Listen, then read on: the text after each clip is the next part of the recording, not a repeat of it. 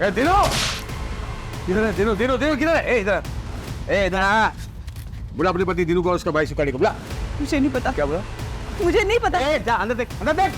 ये लोग पहले जलेंगे, फिर टंकी फटेगी और सब तरफ कोहराम मच जाएगा। और उसके जिम्मेदार तुम पुलिस वाले हो। हम पर भरोसा रखो, हम लोग कोशिश कर रहे हैं ना। कोशिश नहीं, मुझे रिजल्ट चाहिए और वो भी जल्द से जल्द।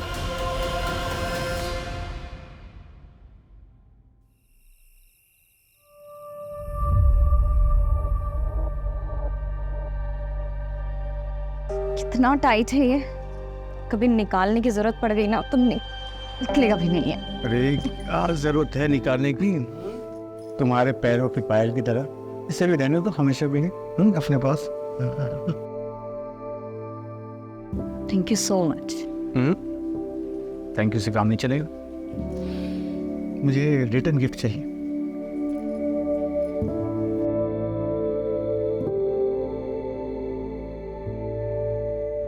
एक मिनट, मैं अभी आया।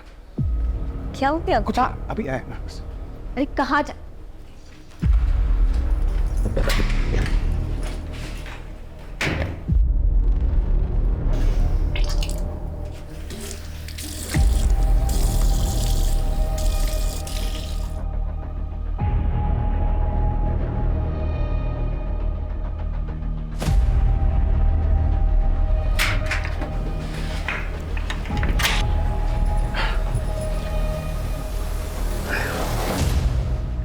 क्या खाते रहते हो आप? ओ मैम, मैं वो मौत प्रश्न।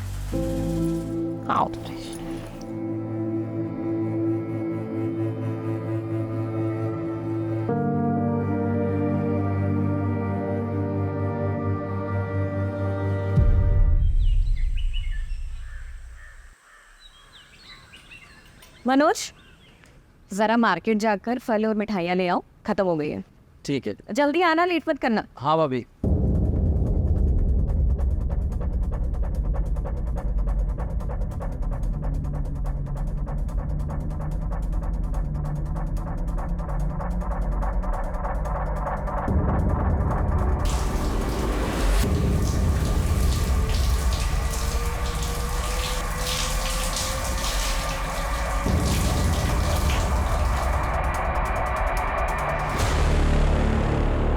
क्या गजब का शरीर पाई रे तुम्हारे बाल की। रमाकांत दूध से ना आता है क्या इसको? क्या पता नहलाता भी हो।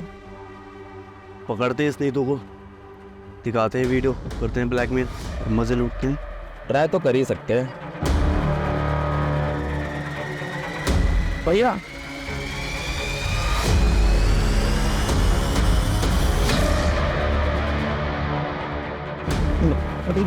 भैया, भैया सुनिए तो। घर का नमक खिलाया और तुम मेरे से नमक खा अगर आप ऐसा करेंगे तो आप जेल चले जाएंगे। चलेगा। फिर क्या होगा मेरा और हमारे इस होने वाले बच्चे का? आपके होते हुए ये लोग मेरे साथ ये सब कर रहे हैं। आप नहीं होंगे तो ये मेरे साथ पता नहीं क्या क्या करेंगे। और इस बच्चे, क्या ये सच है? मैं बाप बनने वाला हूँ।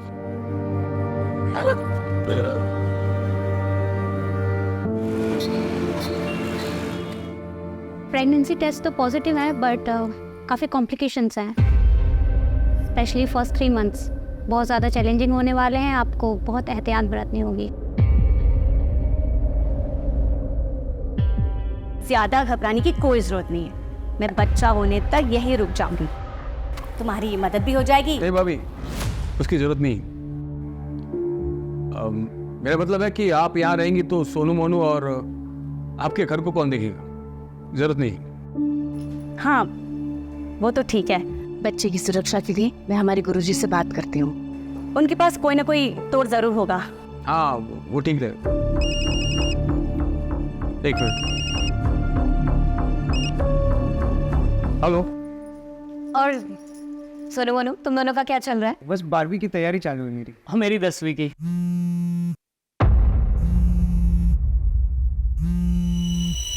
अब अच्छी बात है, पढ़ाई ही चलनी चाहिए। अब दीदी आप लोग रुकिएगा, मैं बस थोड़ी देर में आती हूँ ना। हाँ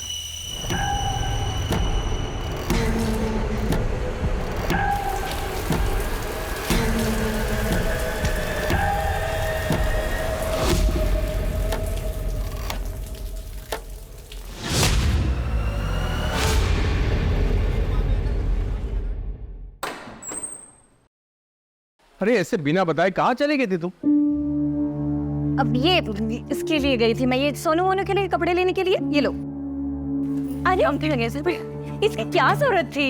अरे वाह दीदी, जरूरत तो थी। ये जो पैसे भेजते हैं उसमें तो घर का खर्चा ही बहुत मुश्किल से हो पाता होगा ना।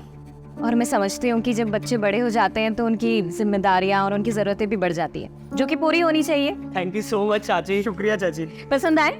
बहुत ज़्यादा। ओम सर्वेभ्यो देवेभ्यो स्वाहा। जदक्षरं पदं भ्रष्टं मात्राहीनं च कृतं एवं ज्ञात्वा महादेवी यथा योग्यं तथा कुरु। माता च पार्वती देवी पिता देवो महेश्वर बांधवा से भक्ताश्च स्वदेशो भोलत्रयम्। अब यह पूजा संपन्न हो गई। आप इस कलश को लेकर दक्षिण दिशा की ओर पड़ने वाले सबसे पहले पीपल या बरगद के वृक्ष के नीचे रख दीजिएगा और 108 बार प्रभु का नाम लीजिएगा। उसके बाद वापस आ जाइए। परंतु ध्यान रहे, इस कलश को लेकर जाते वक्त चाहे कुछ भी हो जाए, पीछे पलट कर नहीं देखना है। जी पंडित जी। इस विधि से पूजा करने से आपके बच्चे पर आया हुआ संकट टल जाएगा। अच्छा तो मैं चलता हूँ।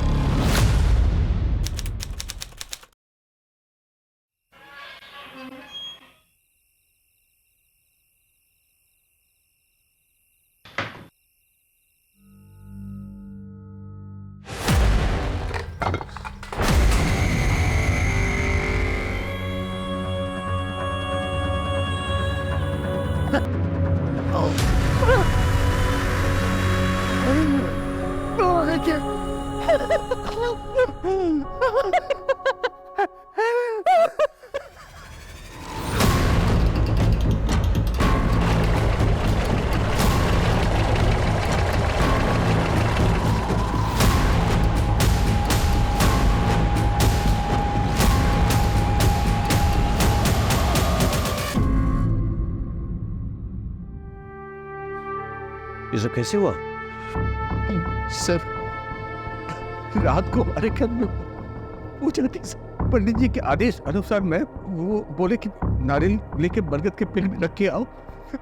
मैं चला गया सर। 2 घंटे बाद देखा घर की तलाशी ले। चल। सर देख के तो लगता है कातिल ने अपना गुस्सा निकाला है। लेकिन सर एक बात मुझे समझ में नहीं आ रही, इतनी बेरहमी से मारा गया है तो मरते वक्त जाहिर सी बात है ये औरत तड़पी होगी, चिल्लाई होगी। आसपास पड़ोसियों में से किसी ने कुछ नहीं सुना, ऐसे कैसे हो सकता है? पहले इसे मारा गया, फिर हाथ पर काटे गए। लेकिन सर हाथ पैर क्यों काटेंगे फिर? क्या इन्होंने अपने हाथ पैर में कुछ पहन रखा था? मैं देखा था सर, वो उनके हाथ में सोने की कड़े और पैर में पायल थे। शॉम नहीं है, समझे? क्या और कुछ मिसिंग है घर से? नहीं मालूम मुझे। हाँ सर, अंदर लॉकर भी को लॉकर तो तोड़ा गया है। पता नहीं उसके अलावा मुझे कुछ नहीं मालूम था।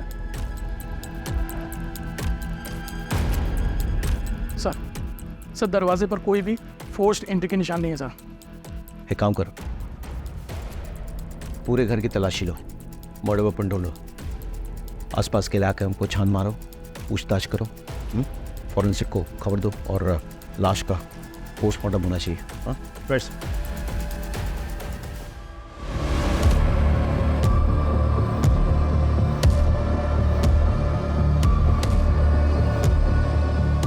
हम खाते हैं क्या?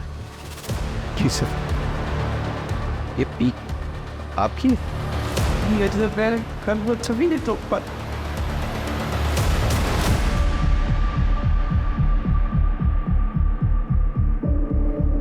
सर ये पक्का रमाकांत का नौकर मनोज और उसका दोस्त सुरेश का काम है सर। दोनों की गंदी नज़र थी साहब नीतू भाभी पर। सर ये जरूर रमाकांत के चचेरे जीजा महेश और उसके दोनों बेटों विशाल और अजय का काम। ऐसा क्यों? सर उन दोनों परिवारों के बीच में गहरी दुश्मनी है जिसकी नींव 2 साल पहले पड़ी। बात सुनिए, छोटा भाषण। शांत हो जाओ, अरे शांत हो जाओ। हम कहीं भागे नहीं जा रहे हैं, यहीं पर हैं। सबकी समस्या का समाधान करेंगे। हमारे लिए प्रधानमंत्री जी ने जो मुफ्त का राशन भेजा है वो हमको चाहिए और तुमसे माफी भी। तुम मांगोगे मेरे पापा से माफी? ए खरगोश तू चुप चुप। चारों में से किसी पे शक है आपको? ये सभी कर सकते हैं सर। सब हमारी जान के पीछे पड़े थे। लगभग 4 महीने पहले जब मैं और मेरी पत्नी फिल्म देखकर लौट रहे थे तब भी मुझ पे हमला हुआ था।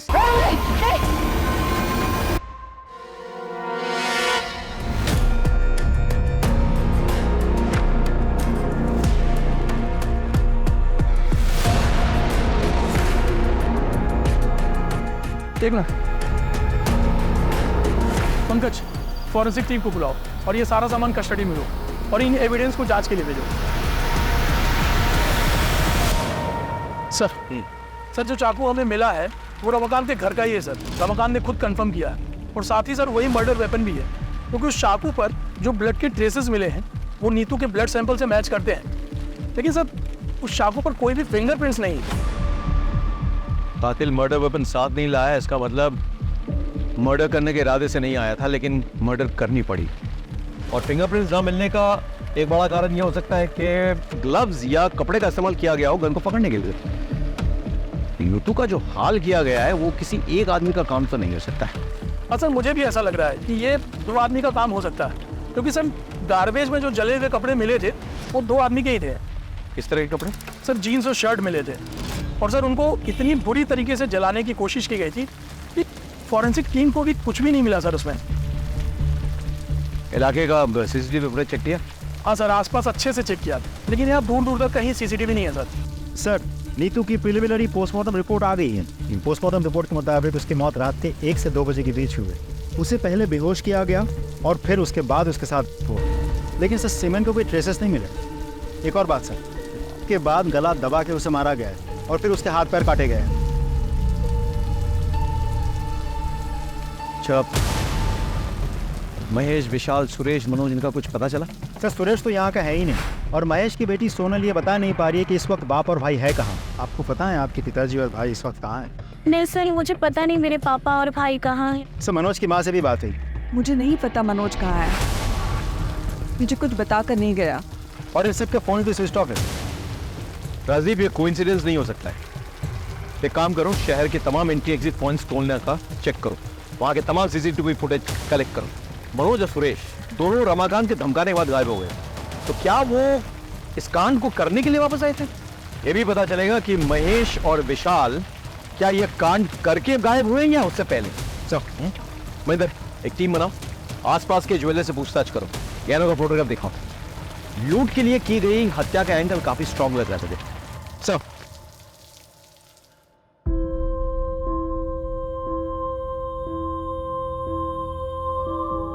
इतनी बेरहमी से मारा गया है तो मरते वक्त जाहिर सी बात है ये औरत तड़पी होगी, चिल्लाई होगी।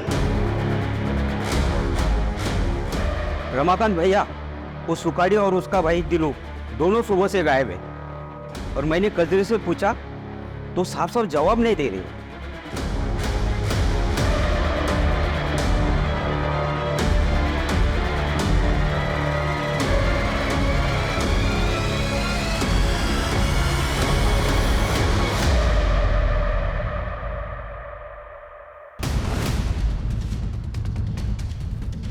दिनो किधर है? दिनो दिनो दिनो किधर है? इधर इधर बुला अपने पति दिनू को और उसका भाई सुखाड़ी को बुला। मुझे नहीं पता। क्या बोला? मुझे नहीं पता। जा अंदर देख, अंदर देख। देख कि क्या हो रहा है? तुम क्या कर रहे हो? मेरे घर का सामान क्यों तोड़ रहे हो? सच सच बता दो वरना तुम्हें भी नहीं छोड़ेंगे। किधर है दिनो? मालिक, मैं सच बोल रही हूँ। वो सुबह से ही नहीं है यहाँ पर। सुखाड़ी भैया तो फोन रखते ही नहीं है और बिकिन के पापा का फोन तो घर पर ही है। मैं सच कह रही हूँ मालिक। अच्छा अच्छा तो अभी के अभी बुला वरना सुन। आगे चल।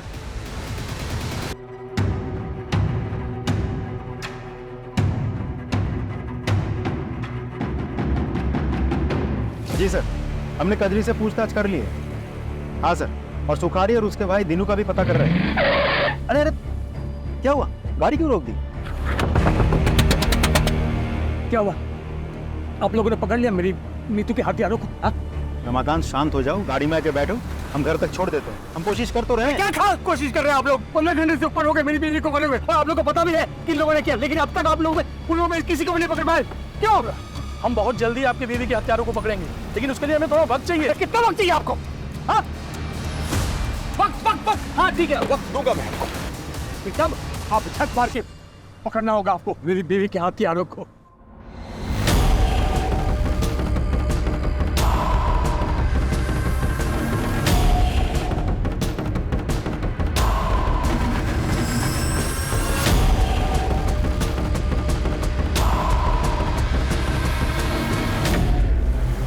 सर आप चिंता मत कीजिए सर, ट्रस्ट मी, कातिल बहुत जल्द पकड़ा जाएगा।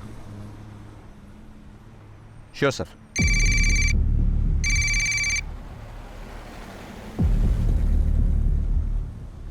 ये क्या है? गाड़ी रुको, गाड़ी रुको, गाड़ी रुको। कौन हो तुम? क्यों बंधन बना कर रखा है लोगों को? वही जिसकी बीवी के कातिलों को पकड़ने के लिए तुम लोगों को वक्त चाहिए। दिया मैंने वक्त, 48 घंटे है तुम लोगों के पास। मेरी नीतू की कुली को पकड़ के लाओ यहां, और अगर 48 घंटे में नहीं पकड़ पाया ना तो मैं इन सबको जिंदा जला दूंगा मैं। मेरे पानी की टंकी जलाने वाले तेल से भर दिया, और इसके अलावा मैंने घर में अलग अलग जगह जलाने वाला तेल रख दिया है। बस एक माचिस की तीली की देर, फिर ऐसा ब्लास्ट होगा हर तरफ कोहराम मच जाएगा। कोहराम।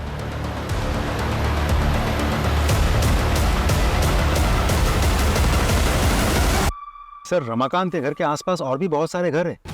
अगर रमाकांत के घर में आग लग गई या ब्लास्ट हो गया तो आसपास के सारे घरों में आग लग जाएगी सर। नहीं, हम ऐसा नहीं होने देंगे। कोई ना कोई रास्ता निकलेगा कोशिश को छुड़ाने का। चलो।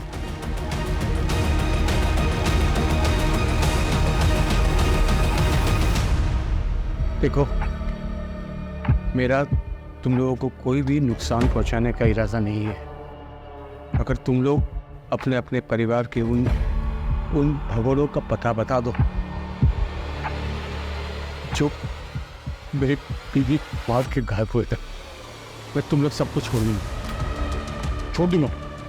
लेकिन अगर तुम लोगों ने नहीं बताया फिर तो मैं तुम लोगों को जलाऊंगा तो 48 घंटे के बाद, लेकिन उससे पहले 1000 मौत मारूंगा। क्या समझी? और मेरा यकीन करो तो मैं ये करके दिखाऊंगा।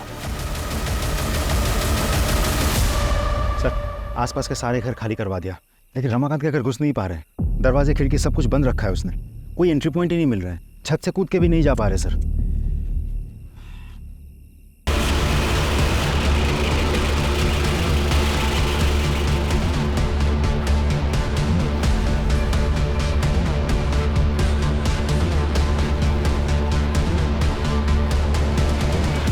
नहीं पता। क्या कर रहे हो? चल।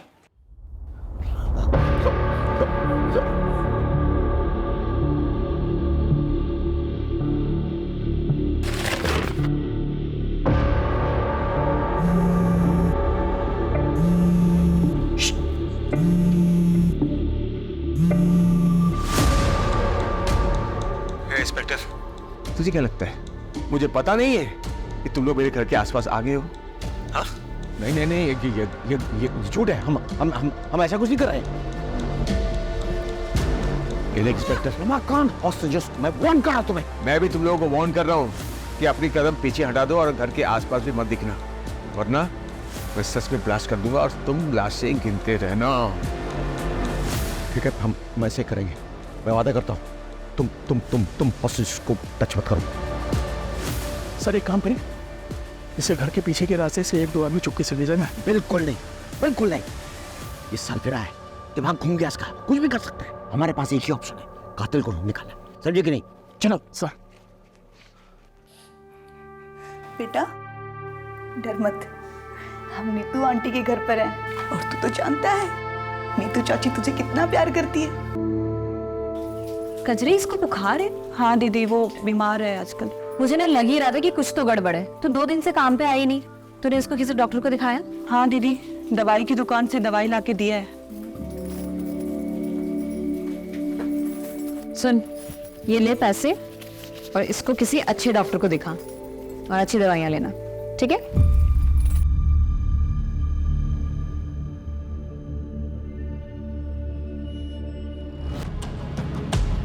बेटा अब मुझे सच में नहीं पता मनोज का है, वो मुझे कभी कुछ नहीं पता।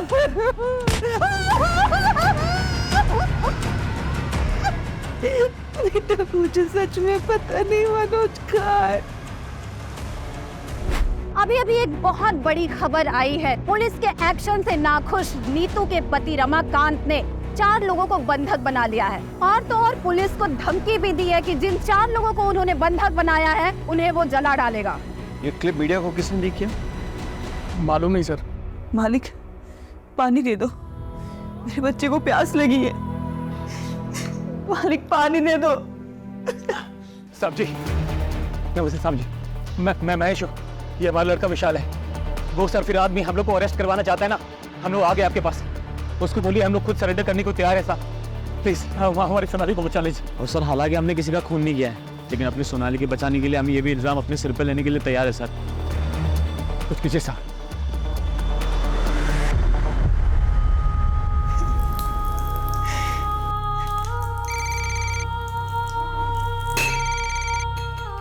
हेलो रमाकांत, ये दोनों हमारे हवाले में हैं। इन दोनों ने कबूल किया है कि उन्होंने नीतू को मारा है और उसके गहने चुराए हैं। अब छोड़ दो सबको। ठीक है, मैं बिल्कुल छोड़ दूंगा, लेकिन पहले इन दोनों से मुझे माफी मंगवानी है। पूरी जिंदगी ये महेश और उसके बच्चे मेरे और मेरे परिवार के खिलाफ साजिश रचते आए। हम तुमसे हाथ जोड़ के माफी मांगते हैं, प्लीज हमारी सोनाली को छोड़ दो प्लीज।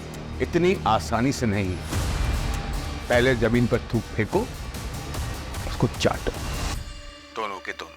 चलो चाटो।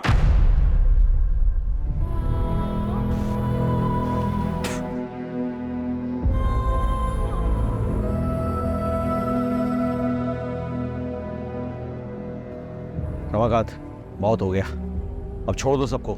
मेरे बीवी के वो सोने के कड़े मुझे दिखा दे एक बार, सबूत के तौर पर कि इन दोनों ने मेरी बीवी को मारा है और गहने चुराए हैं। बस दिखा दे। गहने? हाँ, नहीं है ना, मतलब ये दोनों मेरी बीवी के कातिल नहीं है। मेरा टाइम खराब करना बंद करो और असली कातिल को मेरे सामने ढूंढ कर लाओ, वरना इन सबको मैं सचमुच जिंदा जला दूंगा।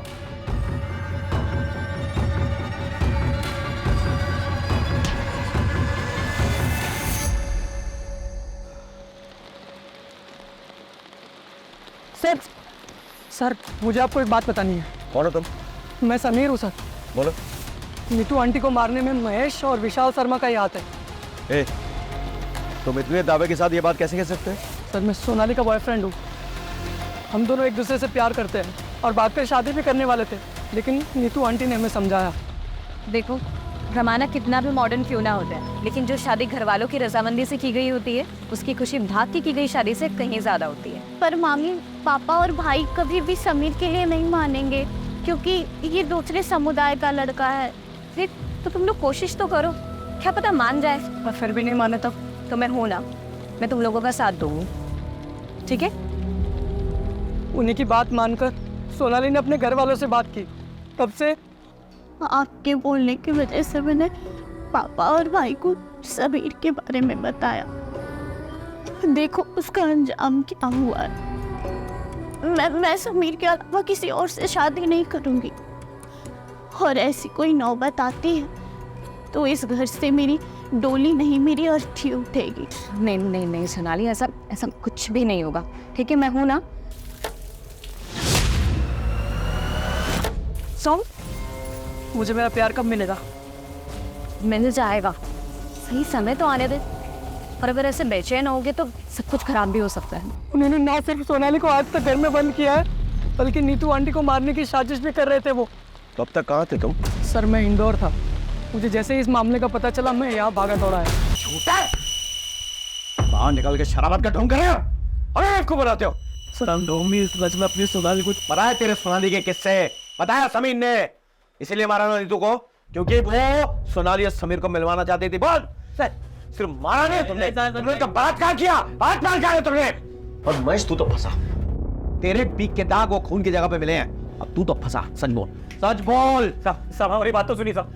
अरे ऐसा हमने कुछ भी नहीं किया है। देखिए हम ये सच है कि हम नाराज थे सोनाली से, क्योंकि वो दूसरे समुदाय के लड़के से प्यार करती थी, भागना चाहती थी उसके साथ। ऊपर से उन्हीं तो उसकी मदद कर रही थे। उसका तोड़ बस यही निकाला हमने कि उसको किसी तरह से दूसरे लड़के से शादी करा के कहीं दूसरे शहर भेज देंगे, और इसीलिए हम लड़का देखने जा रहे थे साहब के रिश्तेदार के। ऐसे नहीं मारेंगे, कुटाई करो उनकी और डीएनए सैंपल निकालो दोनों का।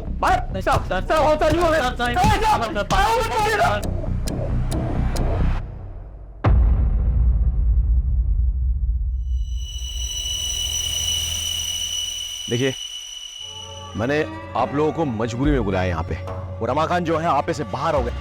आप प्लीज उससे बात कीजिए, उसे समझाइए। एक मिनट कह लीजिए, बात कीजिए। ये क्या कर रहे हो रमाकांत? बंद करो ये सब, छोड़ दो उन मासूमों को। अरे मासूम तो वो थी जिसको मार दिया इन लोगों ने। उसका वो हासिल किया कि देखने सुनने वाले की रूह अब जाए। मैं इन लोगों को तब तक नहीं छोड़ूंगा जब तक उसके असली कातिल नहीं मिल जाते। मैं बोल रही हूँ ना तुमसे, छोड़ दो सबको। तुम्हें तुम्हारी विधवा भाभी का वास्ता। वही वास्ता ना भाभी, हाँ, जिसको दे दे के तुमने अपनी जाल में मुझे फंसाया था। मेरी पूरी जवानी बर्बाद कर दी तुमने, लेकिन अब तुम्हारे वो पैंतरे नहीं चलने वाले। मैं वो रमाकांत नहीं हूं जिसको तुमने अपने पति के मरने के बाद अपनी शारीरिक जरूरतों के लिए फांस रखा था, जिसकी शादी तुम नहीं होने देना चाहती ताकि तुम मालकिन बन के रहो और मैं तुम्हारे बच्चों का पालनहार। बंद करो अपनी ये बकवास। ये चाचा फालतू बात मत करना, वरना क्या बे? अरे नीतू कितना मानती थी इसको, लेकिन ये उससे जलती थी। सच है भाभी, तुम जलती थी ना। एक बात बताओ, कहीं तुमने तो नहीं मरवा दिया नीतू को? हाँ, सच से बताना, ताकि फिर से सारा कंट्रोल तुम्हारे हाथ में आ जाए। बस करो तुम्हारी बकवास, इससे ज्यादा सुनने की हिम्मत नहीं हमारी।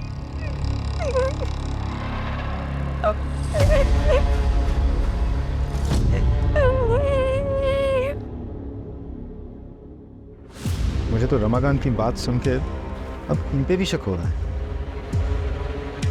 राजीव, जानते हो हमारी मजबूरी क्या है? हम हर किसी को गुनहगार की तरह देखते हैं, हर किसी पे शक करते हैं।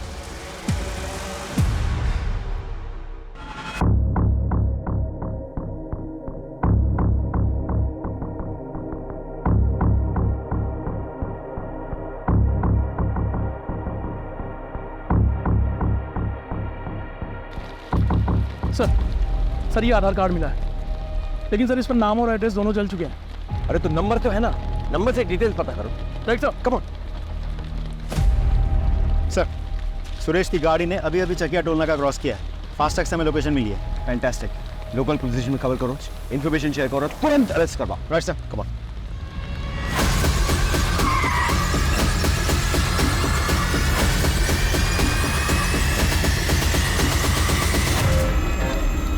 बता, क्यों मारा नीतू को? सर हमने नहीं मारा है सर हम लोग यहाँ पर थे ही नहीं, तो मारेंगे कैसे? वो तो तुम्हारी साजिश थी, प्लान था। यहाँ से गायब हो जाओ, फिर वापस आके कत्ल करो, और किसी को विश्वास ही नहीं हो गए तुम लोग यहाँ पे। और इसी वजह से एक बार फोन टूट जाने के बाद दोबारा तुम लोगों ने फोन नहीं खरीदा था। सर ये सब कहानियां बना रहे हो आप लोग। कहानियां तो तुम बना रहे हो। और तुम्हारी माँ की हालत क्या है देखो। सर क्या हुआ मेरी माँ को? क्या हुआ मेरी माँ को? अब बताओगे सच? आपको ऐसा क्यों लगता है कि हमें नीतू को मार सकते हैं? वो रमाकांत भी तो मार सकते हैं उसको। आवा सर, वो क्यों मारेगा भाई? सर वो नीतू प्रेग्नेंट थी और जबकि उसको मर्दाना ताकत की कमी थी रमाकांत को, फिर वो प्रेग्नेंट कैसे हुई? एक मिनट, तुम्हें कैसे पता रमाकांत के बारे में ये सब? सर मैं ताकत की दवाई देता था हर हफ्ते उसको। बताइए सर, उसकी बीवी प्रेग्नेंट हुई तो सरफिरे का दिमाग एकदम क्या हो गया होगा, कुछ भी कर सकते हैं सर वो।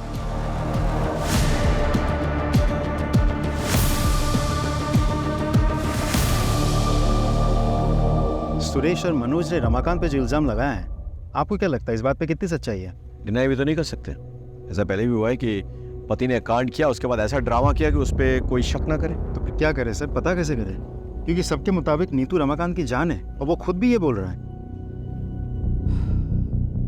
एक काम करें सर, रिवर्स साइकोलॉजी ट्राई करते हैं। नहीं, बहुत रिस्की हो सर एक बार ट्राई तो करते हैं। No Rajdeep, no. इसमें हेलो, एक मिनट, हेलो।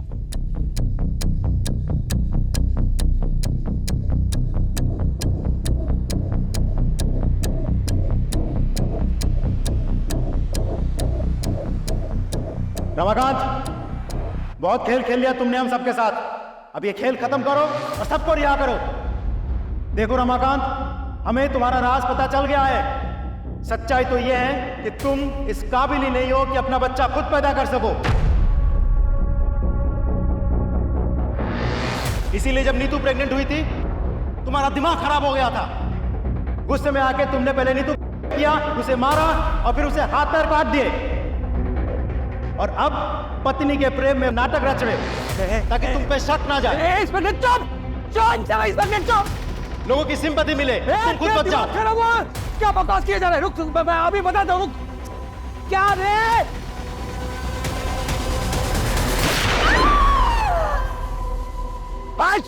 रमाकांत सरेंडर कर दो अभी। क्या कर रहे हो तुम? भागो रमाकांत। कान में सुनाई दी आवाज? किसी को कुछ मत करो प्लीज, हमसे गलती हो गई। बोलो। ये गोली खोपड़ी में जाएगी। अब ऐसा कुछ नहीं होगा। मुझे क्या बोल रहा था रे? कचरी को बाहर आने दो, या फिर हम में से कोई अंदर जाए उसके मेडिकल ट्रीटमेंट के लिए। नहीं, यहाँ न कोई आएगा न यहाँ से कोई जाएगा। अरे वो देख के मर जाएगी वो। तो बचाओ ना इसको बचाओ और बस बाकी सबको बचाओ। लेकिन इससे पहले असली कातिल को ढूंढो जिसने मेरी नीतू का कत्ल किया है। ढूंढो। मार क्या था तुमको? ये बेवकूफी करने की क्या जरूरत थी? I'm sorry सर, और कोई ऑप्शन नहीं था।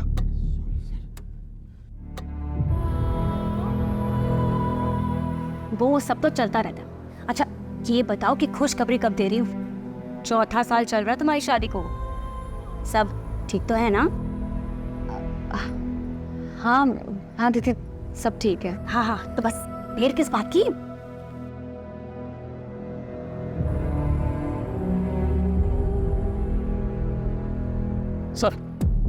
सर जो जला हुआ आधार कार्ड हमें मिला था वो तीनों का है और उस पर एड्रेस झबुआ गांव का प्रिंटेड है। फौरन जाओ वहां, पूछताछ करो और पता करो इन दोनों भाइयों के बारे में। Right sir.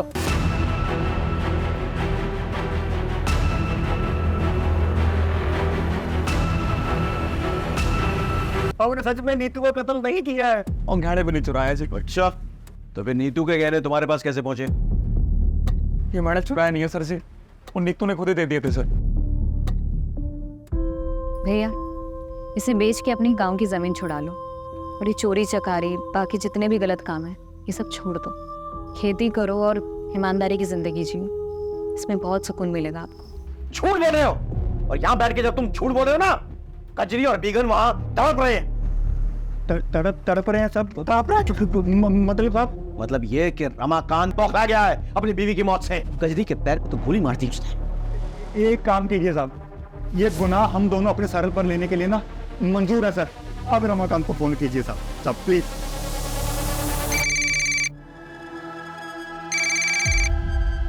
रमाकांत, हम लोगों ने कातिलों को पकड़ लिया है। ये सुखारी, ये तीनों, इनने कबूल कर लिया है कि देखो इनसे नीतू के गहने बरामद हुए। अब तो छोड़ दो सबको प्लीज। हाँ बात कराओ दोनों से। मालिक गुनाह हो गया हमसे, हमें माफ कर दो। हम अपने आप को पुलिस वालों के हवाले कर रहे हैं। अब हमारी बीवी और बच्चों को छोड़ दीजिए।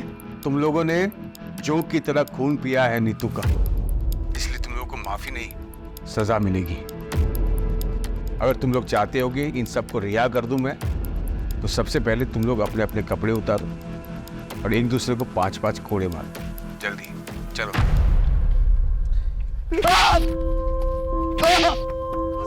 बस बस रमाकांत, बहुत हो गया, अब छोड़ दो लोगों को। तसल्ली हो गई ना? ए इंस्पेक्टर, बेवकूफ समझा क्या? हाँ, ये लोग कातिल है ही नहीं। माना कि इस सोने की चेन मेरी बीवी की है, लेकिन उस रात उसने ये सब नहीं पहना था। इसलिए टाइम पास बंद कर और असली कातिल को ढूंढ के ला, वरना मैं सबको सच में जला दूंगा। मजाक नहीं कर रहा हूं मैं, इसलिए मजाक करना बंद कर।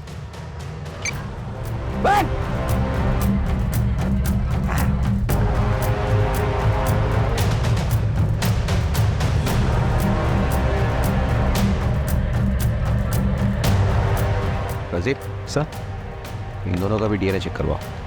ये सभी लोग हमारे संदेह के घेरे में हैं, लेकिन किसी के खिलाफ कोई ठोस सबूत नहीं मिल रहा है। हमें शुरुआत से शुरू करनी होगी। हमें मर्डर वेपन तो मिल गया, लेकिन इस पे कोई फिंगरप्रिंट्स नहीं मिले। जो कपड़े जलाए जा रहे थे वो जीन्स थे, और उनसे हमें यह सुराग मिलता है कि एक नहीं 2 लोग इन्वॉल्व थे, लेकिन जीन्स जले हुए थे, और इसलिए फॉरेंसिक कोई निष्कर्ष नहीं निकाल पाई। जीन्स के ये जो बटन है ना, इससे लगता है कि काफी महंगे ब्रांड के जीन्स थे। अब इतने महंगे ब्रांड के जीन्स यहाँ कौन पहनता होगा? सर, आसपास के मार्केट में पता करो कि ऐसे ब्रांडेड जीन्स कौन रखता है। शायद वहां से कोई क्लू मिल जाए। अब लेट्स प्लान।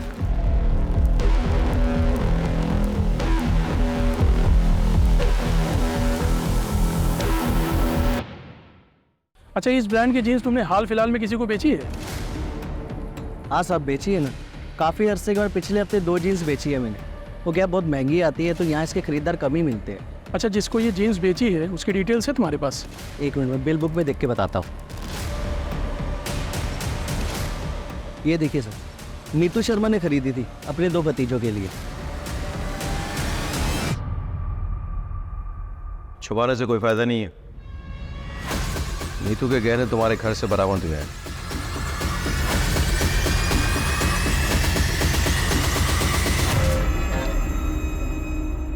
हमें यह भी पता चल गया है कि जो जीन्स तुम लोगों ने जलाई वो नीतू ने ही तुम्हें गिफ्ट दिए थे। उसमें खून के धब्बे लग गए थे, इसलिए तुम्हें उसे डिस्ट्रॉय करना पड़ा। उसका इंतजार करोगे या खुद ही सब कुछ बोल डालोगे? क्यों किया ये सब? रमाकांत को सबक सिखाने के लिए।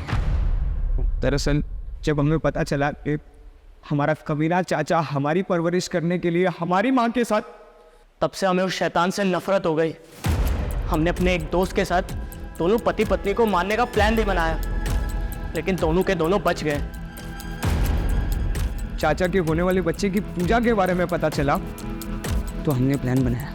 और हम ये भी जानते थे कि चाचा के घर से पीपल का पेड़ 10-12 किलोमीटर दूर है, और चाचा को उसे ढूंढने में कम से कम 2 घंटे लगेंगे। इतने में हम अपना काम पूरा करके वहाँ से भाग जाएंगे। और जैसे ही वो निकला,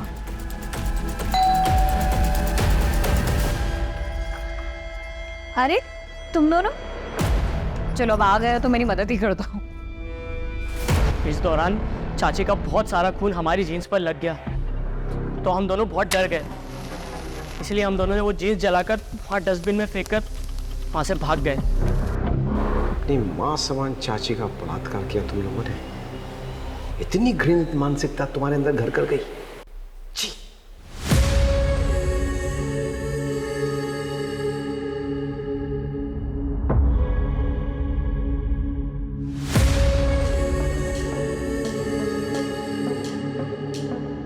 ये केस उन केसेस में से एक है जो मुझे हमेशा याद रहेगा।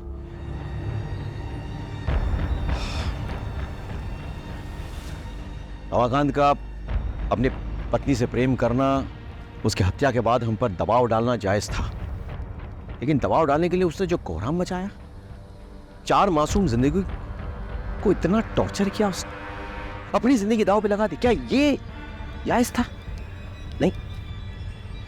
काश उसने हम पर भरोसा किया होता, तो आज उसकी जगह जेल में ना होती।